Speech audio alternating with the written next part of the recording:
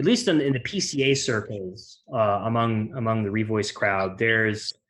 an appreciation of this. I think maybe only half of it. That is to say, I think they really grasp, whether they use the terms or not, they grasp the relationship between the present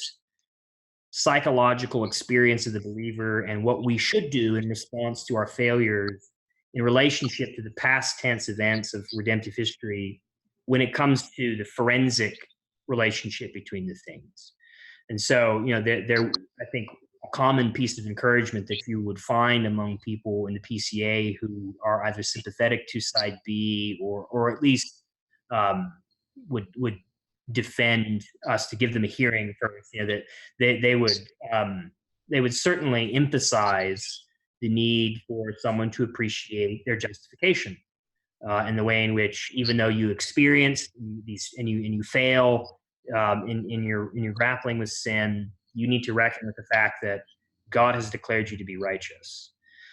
But they don't always see or work out the same logic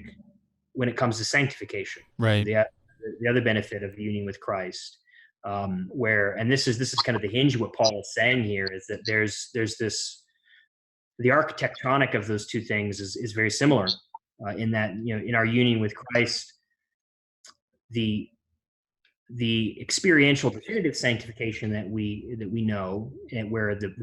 sin's power within us is broken by virtue of our union with Christ, its dominion destroyed once and for all,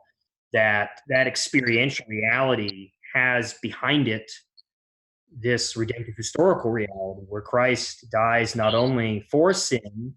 but, as Paul puts it in Romans 6:10, dies to sin. That the sin as cosmic power is defeated by Jesus in his death and in his resurrection. And then that becomes, that is the basis for what then we experience in our union with Christ. And then is to be what we are to reckon ourselves according to in sanctification, so that the comfort that we are to take psychologically as Christians in our union with Christ is not just with reference to what Jesus has done in terms of the payment of our legal debt, but also what Jesus has done in reference to the destruction of sin as a power in our life. And